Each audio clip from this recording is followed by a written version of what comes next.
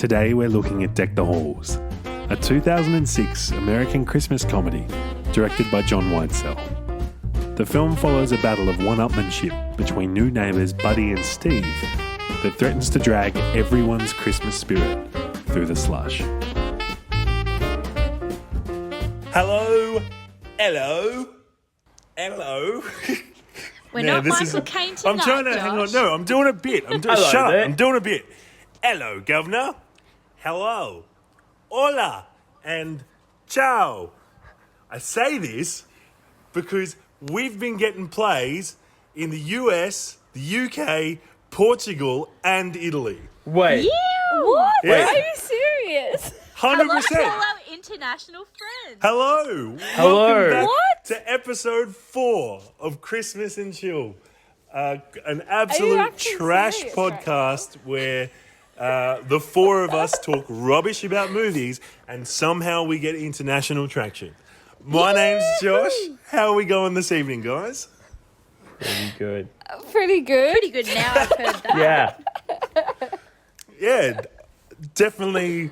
I definitely sprung that on them. That was definitely not discussed before the start of the podcast. No, this is the first episode I've been back, and I've gone for 2 episodes, and now we're international. I don't get this. I don't like this at all. Maybe it was Luke all along.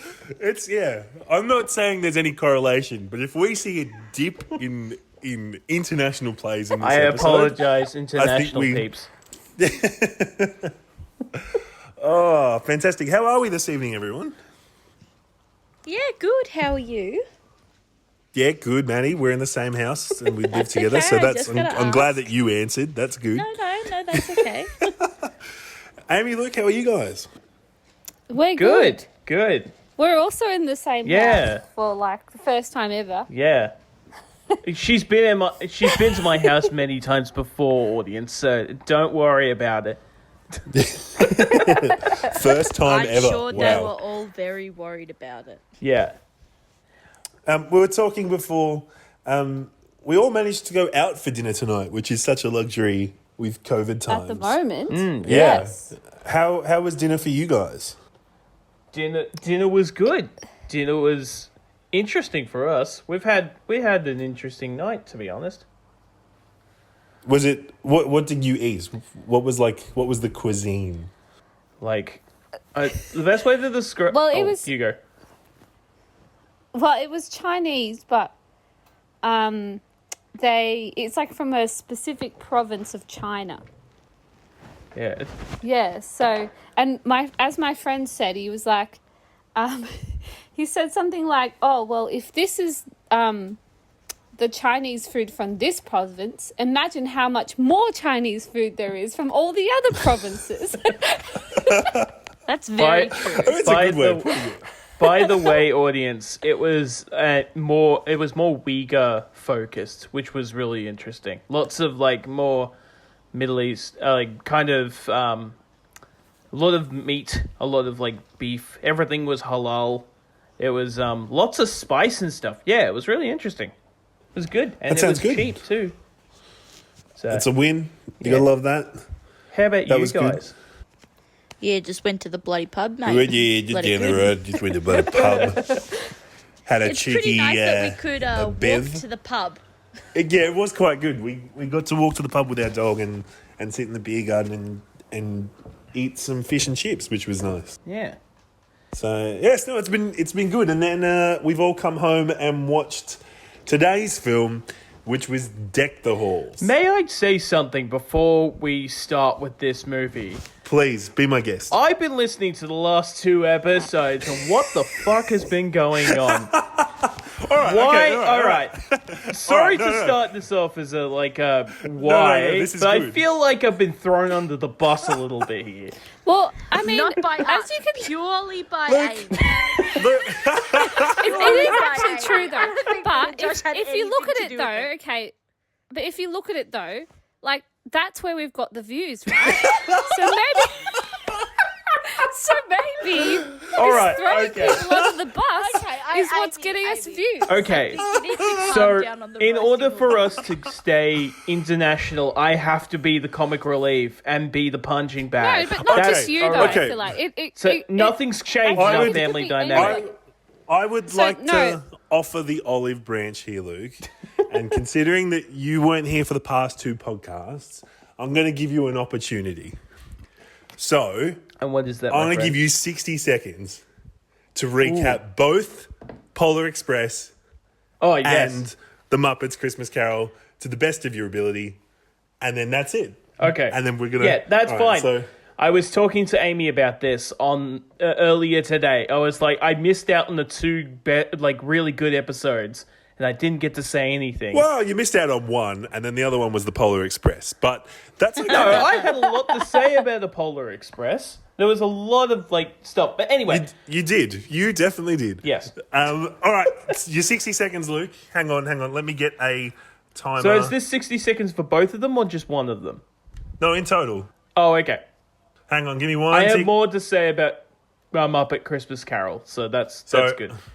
You need to do your best. I'm putting 60 seconds on the clock. Luke, your time starts now. Okay, so watching Polar Express was a really weird experience. The animation is very, very weird. The kids look like they're dolls. The poor kid looks like he's Anakin from Phantom Menace. The girl... Holy shit. After the comments, I think it was that Amy made, is like, why is she the only girl, but she is also the only black girl that is actually there? And... Also, I said woman of colour. Oh, too. sorry, Shut woman up, of shut up, color. mate. 30 seconds to go. Yeah. 30 seconds. Muppet Christmas Carol, probably one of the better Christmas movies I've watched in a long time. I really do like the fact that I am now Timmy. And also, I think Timmy. it was just one of the better ones. I think I would rate that movie like a 9 or close 10 to a seconds. 10. So, yeah, Muppet Christmas Carol is like the best I've watched so far. And that's even from 3, my nostalgia 2, pick earlier 1. in episode 1. All right. Time's up. Man, Yeah. that was... I have a lot more to say, but you guys covered a lot of what, I'll be Yeah. really honest. You did really well just then. mate, I had to. Also, That was a lot better than I thought it was going to go. yeah. Also, your the thing about Polar Express, it was the first like fully CG created movie of all time. So with mocap Fantastic. and all that sort of shit. So yeah, Brilliant. So you were right, Maddie. You're all good. No, it was actually me. Oh, Amy. Oh, Jesus, someone is sassy tonight. Wow. It's good. Let's We're gonna bring keep this in ball Deck the rolling. Halls. Let's keep this energy chain rolling. All And right. let's get into the movie. So, Great. Deck the Halls. All right. I would say that this might be the first kind of family Christmas movie that we've come across. Yes. Very much so. Not so much aimed at children, but family. Yeah. What do you guys reckon? Can I just say, Matthew Broderick's character is Amy to a T. Like, it is, like, 100% super into Christmas, doesn't really want to change anything unless it, like, only if she has to. Like, we were talking about it while we were watching the movie, is who plays who. And I think... Okay, let's Yeah. play that game now then. Of the 4 of us, who would play who? I Yeah. thought Josh was Matthew Broderick's character. Very rigid, no, it has to be this way or it's not going to be done at all. I thought he was Danny DeVito, to be honest. That's the best compliment anybody has ever given me in my okay, whole entire so- life. We have a reason for this. I mean, near the end, I actually thought that Maddie and I were the partners and you guys were the boys, because like I feel like this would happen. Maddie and I would be sitting there being like, "Oh, these dickheads," and then you guys would be on. But Luke and I wouldn't be fighting. No, but I will say though, Josh, like out of the 2 of us, I'm probably the one that wants to stay in the rules the most, and probably would have a massive grudge against you for getting all the fame. It's very true. Yeah. Also, I'd definitely break all the rules. yeah, and also, I'm actually... yeah. So No, I'm actually the old lady at the start who doesn't want to wear her glasses and then puts them on and goes, I look hot. That's me. I was very surprised about the cast. Like, you had, like, I didn't realize that the daughter of Matthew Broderick was the girl from Arrested Development. Yeah. I was like, oh, cool, she's here. Who's your daddy, guys? Who's your daddy? Oh, that was cringeworthy. It had some moments of, oh, this humour is outdated for 2006. Yeah, we shouldn't be saying those jokes now, should we? No. There's a couple of... Yeah. There's a couple of moments where I said to Amy, like right at the end, for the audience, there's a scene where they put up their phones in the air and have a really somber and like melancholy moment. And I said, oh, they got their flip phones out. Yeah. That's kind of The same thing. Manny said the exact same thing. Yeah, there was definitely a lot of outdated humour, especially around the scene with the police officer. Yeah. But I guess that's a product of 2006. I have a question about the name of the movie, Deck the Halls. Why is it called Deck the Halls? Because his name was Buddy Hall. Yeah, that's And he what was I trying was... to deck Wait, out his is it? house with lights. Yeah, Yeah. his name was... Danny The DeVito's guy's character called was Buddy Hall. Buddy Halls, yeah. But that doesn't... So doesn't it mean like you're decking out the Hall's house? Yeah. Yeah, but do you think that they named the characters to shoehorn into the fact that the movie was always going to be called Deck the Halls? Probably. Yes, absolutely. Probably, yeah. Have you not watched the movie, Josh? It was one of those movies where, like, it's quintessential comedy movie of 2006, where it's, like, super, super shoehorned. Everything is shoehorned in. Like, it's really, yeah, it's weird. It's one of those weird... I don't know. I have a lot of opinions on this movie. No, dude, all right. So let's kick it off by gauging a general opinion. Do we think it was a good movie or a bad movie?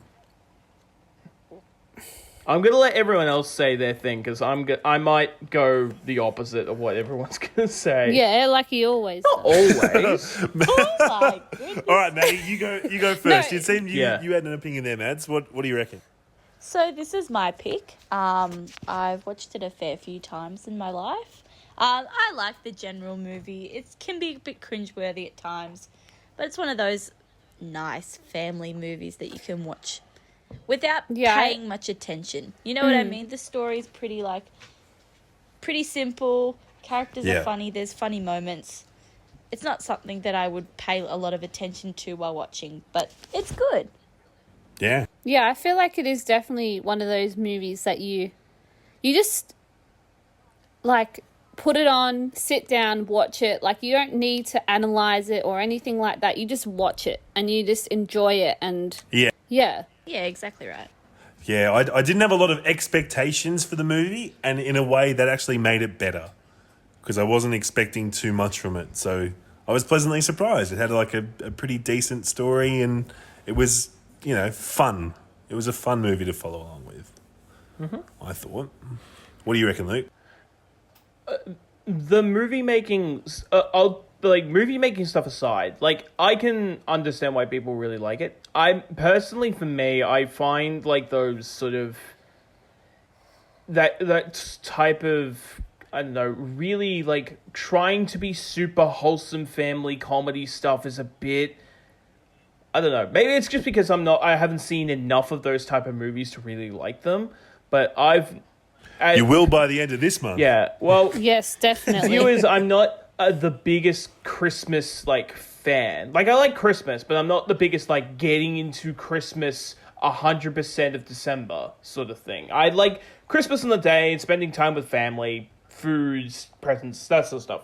But I'm not into the whole idea of the movie itself. I just found that, at the end of the day, it really didn't, both of the dads were kind of just shitty people. I didn't really think that they were good people, and when they started really fighting each other, and really even thinking about it, Matthew Broderick most of the time was kind of getting just hit around for no good reason. He's he has traditions, but everyone does.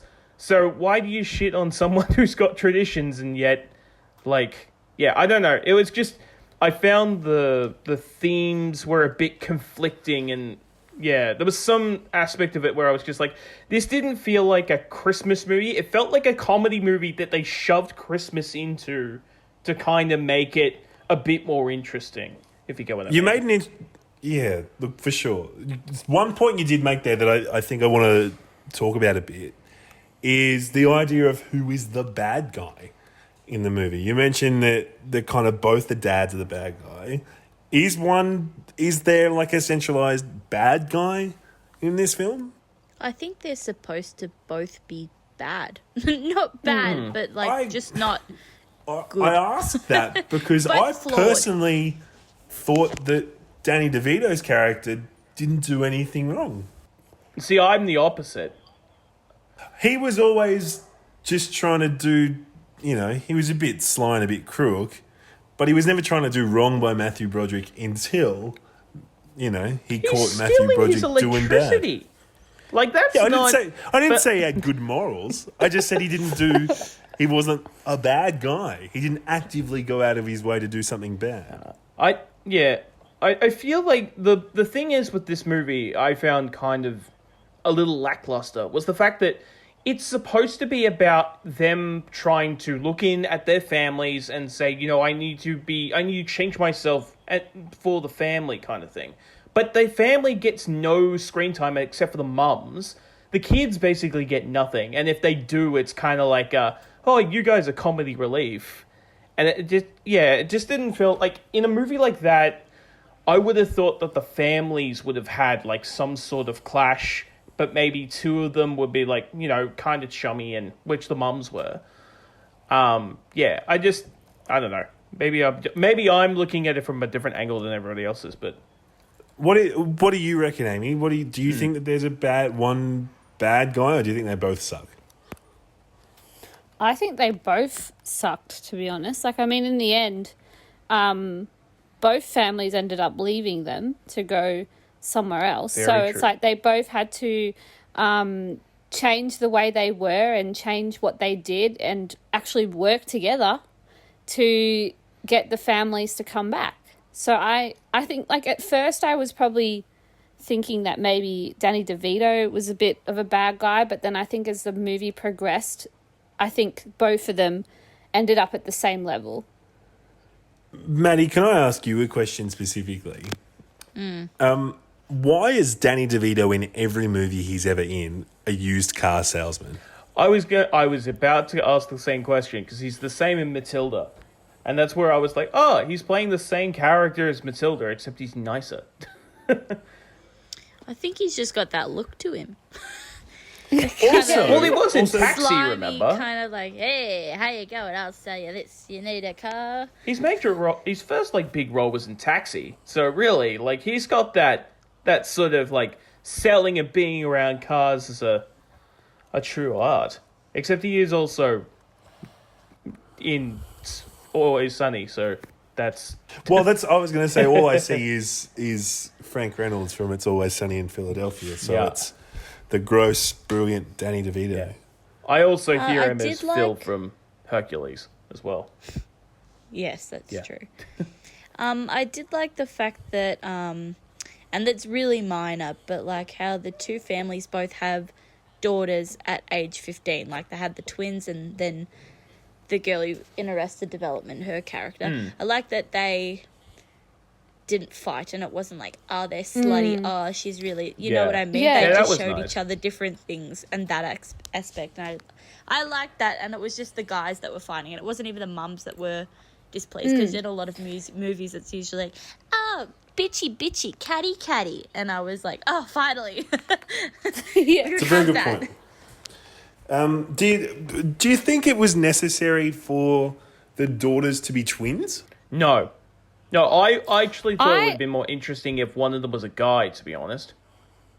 No, but I feel like they were, because the way I looked at it was I was thinking because they wanted to make Danny DeVito's family look better than the other family. Yes, So that's I why agree, it's like two twin attractive girls.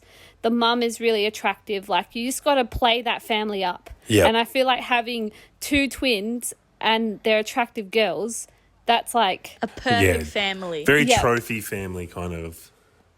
Yeah, definitely. It's a good point. Yeah, that's true. Do you guys, so the scene after there was a big, like the sleigh got loose and Matthew Broderick ended up in the lake freezing, and then they shared a sleeping bag naked for warmth.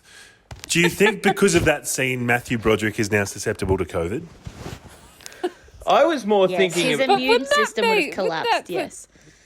I would think so. I mean, would they both be? He's not Well, wearing I a mean, mask. they They would've are gotten it 6 from feet each other. from each other. Not Yeah, but- much social distancing. Here's the going thing. Here's the thing, though. Danny DeVito isn't susceptible to COVID. Danny DeVito is COVID. So I Wow, feel like that's yeah. rude. Oh no, like in a good way. Well, I'd say COVID is actually Matthew Broderick because that's killed a few people. Oh, you set me up for that one, Josh. Wow. You set me up. There we go. Oh, he's a bad man. I can't stop seeing him as Ferris Bueller though. Like every Yes. time. Thank like you. when he was rugged up, I thought he was going to do his like thing that he does, and he's like He- Ferris Bueller. He made Now a for my greatest scream in the performance ever. movie that immediately reminded me of the producers because there's yes. like he makes when he I don't know if you guys have seen the producers, but there's a scene where in the movie he's got a security blanket, a physical blanket that he carries around with him for his anxiety. And one of the producers tries to take it away from him, and he kind of like does this scream, and I'm like, oh, he sounds exactly like he the does. same, yeah. Yeah, it's this like the it's exact weird same. because then I also thought of him as Inspector Gadget. Yeah, I unfortunately am like Maddie that all I can see is Ferris Bueller. But I mean, it's not a bad thing. Yeah. It could be worse. Can I this is going a little bit movie technical, but did anybody see when they had the sleigh, when they got out of town, the CGI budget went from kind of alright to really, really shitty and like kind of green screeny but not really good enough, and it was kind of weird. They could have just done that practically. I don't know. It was just one of the things where I'm like, this movie is I think it reminded me a lot of Michael Caine flying through the air last night in the Muppets Yeah. Christmas movie. It does actually. But it was, I thought it was great. Something to definitely, I guess, notice about that scene too is, I guess, it was so clearly done, but I think potentially that was done on purpose. I think maybe it was like stylistic in the point that it was, I don't know, what do you guys think? Do you think it was intentional to show how obvious the green screen was in those scenes, or do you think I it was just just a don't lack think of they budget? had the budget. I think it's a lack of budget, to be honest. But that's maybe just me. But Amy did bring up a good point. Well, she was talking about the idea of how like family is really important in a lot of Christmas movies, and because I can't remember the exact quote you made, Amy, but I remember it being the idea of like family is a big part of the coming together of like Christmas movies, as we've kind of found, or the coming together to celebrate the Christmas. Yeah, 100%. I think, Yeah, What were you going to say, Amy? Oh, I was just going to say, like, thinking about it now, I feel like this movie, it really links in with The Grinch, with the whole, like, oh, it's all about families and stuff. But it also, like, I feel like it also links in with the Muppet movie as well, before, along the lines of these two guys who are being, like, really bad and, like, angry and all this, are not actually looking into the whole picture of Christmas. Like, you need to be nice to people and all that stuff as well. You also bring up a very good point. I just realized all the movies we've done so far have all been movies about the character realizing that, like, Christmas can be a time to redeem yourself. As weird as it is to say, like, the Grinch redeems himself and grows his heart 2 sizes bigger when he realizes that Christmas is more than just materialism. In the Polar Express, the main character, he realizes that belief is, like, he doesn't believe, but through belief is what, he becomes happier as a kid. And then in, like, Scrooge, he learns and is taught to look at himself and realize the people around him and how he affects the world around him. And it's kind of the same with this movie as well. They're all, like, movies that are saying Christmas can be a time to redeem yourself, to be the best person you can be. I'm going to say that's a theme throughout a lot of Christmas movies. 100%. Yeah. I think that's what makes a good Christmas movie. I think if it's missing that, then I don't know if it can be classified as a traditional Christmas movie. Yeah. Well, that's why maybe I don't connect to the Polar Express, because I'm thinking that a traditional Christmas movie is like a complete turnaround. I'm a new person. Yeah. And, like, he believes, but not struggling enough. Yeah, there's not a large enough transformation, is there? Yeah. Yeah. Sorry, Amy. Nah, it's fine. The set and the amount of lights, I thought it was quite incredible. I thought the way that the actual amount of Christmas lights there were, it was I pretty have a great. question about the house that Danny DeVito's family lives in. Correct me if I'm wrong, but it looked very similar to the Home Alone house. I immediately saw it and I thought, that looks like the Home Alone house, but I don't think it is. Or maybe it's filmed in the same area. I don't know. It just felt kind of the same. I don't know if that maybe is because they're, American They could have, families. They could have done the outside to look a bit similar to the Possibly. Home Alone movie, like to pay homage. Maybe. Yeah, look, definitely. Homage. Well, hey, maybe that's something we'll have to look out for tomorrow. Ooh. Hey. Bit of foreshadowing there. We got a double feature tomorrow, audience. That's it, yeah. Yeah, I thought the sets and the lights, it was pretty good. Also, how big are American houses? Matthew Broderick's house was massive. Yeah, they're really big. What state were they also- in, actually? He chopped down the Christmas Massachusetts, tree they said. that was in the middle of the town, and it fit perfectly in his lounge room. Well, I'm pretty sure I read that you can literally buy a Texas mansion for about $300,000. Yeah. Yeah, you can do something very similar in, admittedly this was like 5 or 6 years ago, but you could buy like a Beverly Hills type house in the valley for like $300,000 for like a relatively large house. We should probably watch what we say because our international viewers may be like, actually, that's wrong. Oh, well, maybe they could mail Sorry. us and I correct heard- us. Yeah. True. We are more I than heard that happy you if could- you want to correct us up on air. Like, we are more than happy for that to be the case. I heard that in Portugal you can buy 5 mansions for $4. So Please, come email at us. Portugal. Please. Sorry, Portugal. Josh is a little insensitive. No, So he's actually Portuguese. just doing it because he wants them to email. Oh. Yeah, no, exactly right. Sorry. Mailbag.christmasandchill Sorry, I must have misread that. at gmail.com. Please send us some messages. So, Please, come another on, we're big- very lonely. We're very, very lonely. please. We're there actually was- considering getting our family to send emails. So please. Yeah, Yeah. please. We're really desperate here. Well, wait until we get Please, to the my mum's mailbag hands today. are so sore from typing all those emails. One thing, so continuing on with the Christmas tropes, there was a Christmas song in this movie. And Kristen Chenoweth sang it. It was very nice. Yeah. It was nice to see her sing. Was there any need for her to be the only one singing that very last line? No, Why but do you it's think they got Kristen her? Chenoweth. She has to sing. If I she's know, I not singing, know. she's not in the movie. Do you Like, feel that's like not that's a a part thing. of her contract? Possibly. That would make sense. Probably was. She's a Broadway performer. That's like, well, I'm surprised Matthew Broderick didn't sing because he's also from Broadway. But it's like, I don't know. It's just one of those things I'm like, you know what? I like this bit in particular because Kristen Chenoweth is, singing along, giving it. It was actually a really nice moment having everyone have their phones out and being all sentimental. Their flip Motorola phones and their Razrs. Nokias. There's Yeah. Sony Yeah. Ericsson Walkman phones, Yeah. Nokia 3220s. So That's great.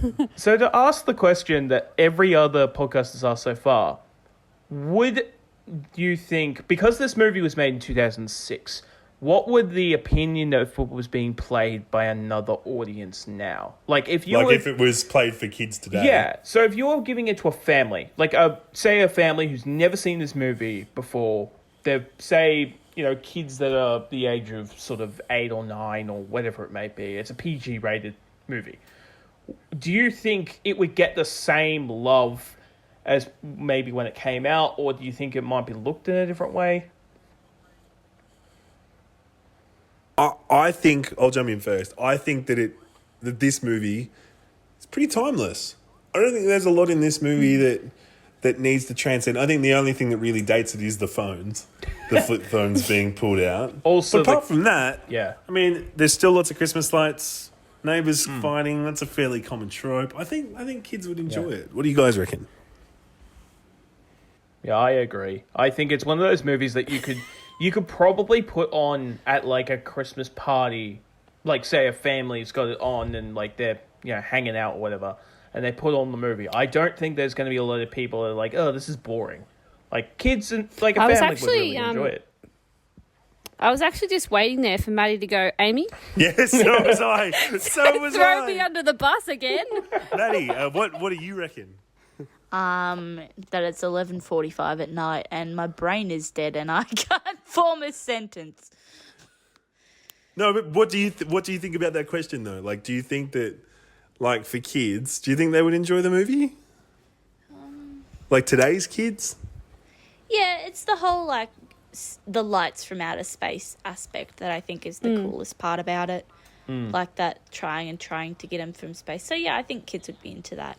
And all even when you're a kid, you don't notice those shitty CGI scenes. You know what I mean? Like as a kid, they're pretty cool. So it didn't bother me much, to be honest. I think Josh is right. Pretty timeless. What do you reckon, Amy? I think kids would enjoy it. I mean, like, I feel like it could be one of those movies that the parents probably watch. Like, I remember as soon as I didn't remember the name, but as soon as I saw the trailer, I'm like, yep, I remember watching this movie. So I feel like the parents would then go, let's put it on. Like, this is a good movie. We all remember watching it, and try get the kids to watch it and enjoy it too. Yeah. So yeah, it seems like a Christmas movie that you would have like coming up to Christmas. Like, say you've gone a weekend and you're like, I mean, isn't that all Christmas movies? no, but what I'm saying is like, yes, but what I'm saying is this particular one is not one you would watch on Christmas Eve or like the week leading up to Christmas. This would be a movie you would watch in the holiday season. Is the way I see it. And that's why it's number 4. Yeah. Maddie, I think it might be time for something that you like to pull out every podcast. I think you're right, Josh. It's time for... Time for what? That's where you're going to put my theme song. You're gonna put the What am I putting in there? That's where the theme song goes. Okay. Okay, let's start off with Luke. How many Christmas hats would you give this out of 10? Why did you have to start with me? This is what she does. She throws people under the bus. Excuse me? This is my segment. You can shut your whore mouth right. and listen. Thank you. I need to be like, the thing is that I think from now on I'm gonna have to like keep the rankings because I'm losing track of like I know we're at number 4. But I'm starting to lose like where... Really matter. It's not it doesn't matter. Yeah, I would give it maybe 3 Christmas hats. Oh. Man, that's and lower this is why than... I said not to go with me first, because I'm... Wow. The only reason I say that is, like, then this is just for me, personally. It's not a movie that I'm going to, like, want to go back to. And if I watched it again, I don't think I'd enjoy it the second time around. It's one of those, like, I think it's just a combination of the type of movie that I'm not a big fan of, and there's a lot of personal flaws I see. There are still some redeeming qualities, like the message is like it's universal. It is that you could put it on at any time in the next however long, and I can see why other people would like it. But for me, it's not a movie I would like to watch again if I could avoid it. If Amy said, "Hey, we're watching this," blah blah blah, I'd be like, "All right, cool." I don't want to, but I'll sit through and I'll watch it. I'm kind of like, I was kind of the same with like Polar Express, but yeah. I was going to say, for reference, what did you give the Polar Express? I gave Polar Express a 4 because... And Oh, what? Hang on. All right, that's the most controversial thing. Yeah. Polar Express No, let's go back got a a bit, higher thank you. rating than this movie. What? Because with Polar Express... Yeah, because you're talking to Well, the guy who's... Well, no. With Polar Express, I could see where they were going, what they were going for. I could see that they were trying something really new and refreshing, but it just did not land. Like, I said this to Amy, if this was done in 2008 or 9 with a little bit more CG, like development in CG, or had done in live action movie, it'd actually be a really cool movie. I think it'd actually be a really cool Christmas movie. Wait, are we talking about the Polar Express? Yes, or Polar the Express. Deck the Halls? Okay, But and the reason I put this a little lower is I didn't enjoy, like, at least with Polar Express, I could get the message and I could get everything, but this just kind of felt, Deck the Halls kind of felt shoot in for me personally. But I know you guys are probably a bit more lenient with it. That's why I was like, why are you getting me to go first? Because I'm going to be the bummer. Oh, there's always one. Maybe because we want to end on a high. Possibly, yeah. Amy, stop the roasting. Too hard. No, it's quality. It's not Sunday yet. Okay, Josh, I'll go with you. I'm going to give it 6. 6 out of 10 hats. I really enjoyed it. It doesn't try to be anything more than a fairly basic family Christmas movie. I had a lot of fun. Anything that Danny DeVito is in instantly gets boosted by 2 points. So definitely this was a fun movie. We didn't mention it, but can you explain the moral of the story? Like, what was Yeah. the overall message? I think the moral is that Christmas is, it's not how you do it or where you do it, it's who you do it with. It's not about all the bells and whistles. Exactly. It's about family. It's about spending time together, and it's a nice, heartwarming message to finish off. So it was really nice. But yes, definitely six hats for me. Perfect. And Amy, what would you give it out of 10 Christmas hats? 6 out of 10 too. I just really enjoyed it. That it was definitely cringy, and I don't really like cringe a lot. I'm the same. But I still really enjoyed it, and I think, it's a movie that I would watch again. Maddie, I also what about give it you? a 6. Yeah, definitely also giving it a 6. Bit higher than average. It's just something you can watch and tune out to and just mindlessly enjoy, I think. And I enjoy mindless movies. Yeah, fantastic. Brilliant. That's fantastic. I think we might have some mail, Josh. Well, it's funny that you mentioned that because in today's mailbag section, we actually have a legitimate email that definitely was not written by any of us. Wow. Cool. Wow. No, exactly right. So I'm going to read this out. This comes from one of our listeners, Ben. So I'll read this out. So, hey, Christmas and Chill. What's going on right My now? name is Ben, long-time listener, first-time caller, or is that Hi, emailer? Hi, Hey, Ben. Ben. I wanted to put a question to the group. With TV no longer being the one place to watch movies at Christmas, and Netflix and co making so many Christmas movies each year, do you think there will ever be another Christmas classic that lives forever in our society? Or are we simply going to be so overwhelmed with choice that such a status is unobtainable? Thanks, guys. Keep up the good work. Merry Christmas, Ben. Merry Christmas, Ben. Thanks so much for your question, Ben. Yeah. Merry Christmas. So, what do you That's a reckon, good guys? question. I just want to say that if you actually look at the Christmas movies that Netflix has recently been putting out, they're not very good, to be honest. No. They're I very agree. like chick flick, like love stories and all that Yeah. stuff. So I honestly feel like if they keep going down that route, we're never going to get the classic like Deck the Halls or anything like that ever Yeah. again. Yeah. I would agree with Classic that. Deck the Halls. Do you think? What do you reckon, Amy? Not Amy. Sorry. What do you reckon, Maddie? Do you think that there's room for a classic Christmas movie? I think it depends on what a classic means to someone. Like for Amy, That it's is Polar true. Express. Like for Luke, it's something a bit older, like The Grinch or Miracle on 34th Street. You know what I mean? Like, Christmas classic to me is Christmas with the Cranks. So it just depends on how you view a Christmas classic, I think. Something that's not a chick flick that's pumped out every 2 years and has about 4 sequels. You know what I mean? I definitely think that Love Actually was a really good but also a really bad thing for the Christmas film market, because it was really good because it was so revolutionary, but so many other films are trying to capture that love at Christmas feeling that I feel like the classic is now distorted.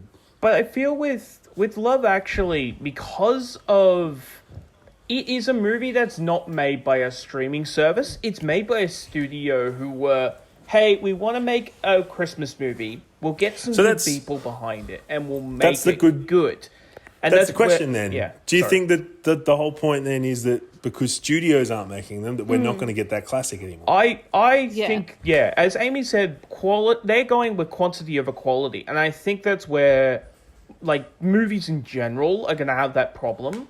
And Christmas movies in particular, I don't think that there's going to, in the next while, unless there's, like, an actual, like, studio willing to put out a Christmas movie that is genuinely interesting and different and all that sort of stuff. Because we're also running into the problem of, we've had, like, the Christmas carols from the 1950s for so long, and we've had these old Christmas stories for such a long period of time. Trying to find something different about Christmas is not going to work unless you go in a different direction. But maybe it doesn't need to be different. Maybe the reason that the classics are classics are because they don't differentiate from each other. Yeah. The stories are always the same, just slightly retold. Yeah, and they make you feel homely and like... Yeah, it's more about the like feeling, you're going right? back No, I understand that. But what I'm saying is like, instead of... A lot of the Christmas movies that are coming out are about... And we talked about this before we even started this podcast, was... these Christmas movies are set during Christmas. They're not about Christmas.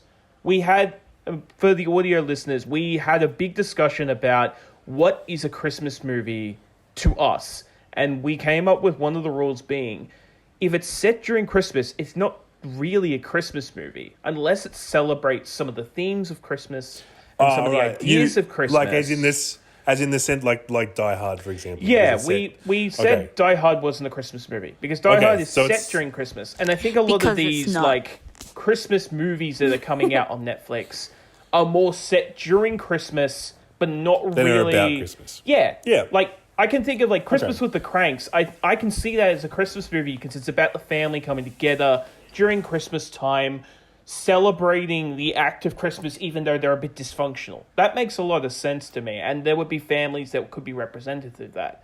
But there are just, some of them, they're just not, I don't know, they just don't have that Christmas meaning or feel or whatever it may be about them to really make them stand out. And if Netflix is going to keep on punching them out and being like, hey, we got a new Christmas movie, we're at like 7 or 8, it's like, well, you're kind of dumbing down the Christmas message. The idea of Christmas movies is that you get a couple every year, and they're supposed to, you watch then the old classics, and then you get some new ones, and then they become classics, like any movie. But if you keep on pumping them out, it's just going to make it really bland. And I personally am not a fan of that. Fantastic. Ben, I hope you like that really, really, really long-winded answer. Yeah, sorry. No, it was good. It kept, look, we all, I think as a podcast, we think that potentially there could be room for a Christmas classic, but 100%. to be honest, it doesn't look likely. Thanks, Ben. Thank you so much, Ben. Really appreciate it. And if you wanted to get on our mailbag, feel free to send us an email as well. You can send us an email to mailbag.christmasandchill@gmail.com. Please do jump on and check out our Instagram account at Christmas and Chill Podcast. A whole bunch more content's going to be going up there. Some teasers for upcoming episodes and a big follow-along list so you too can watch the movies along with us at home. Thank you so much for watching, guys. Tomorrow we are going to be watching Home Alone 1 and 2. It's the first of a couple of big back-to-back movie episodes. Marathon time. Woohoo! So Also, I just wanted to can I I'm going to add a segment in here. Ooh, okay, all right, here we go. You want your own segment too. All I right, get it. okay, all right.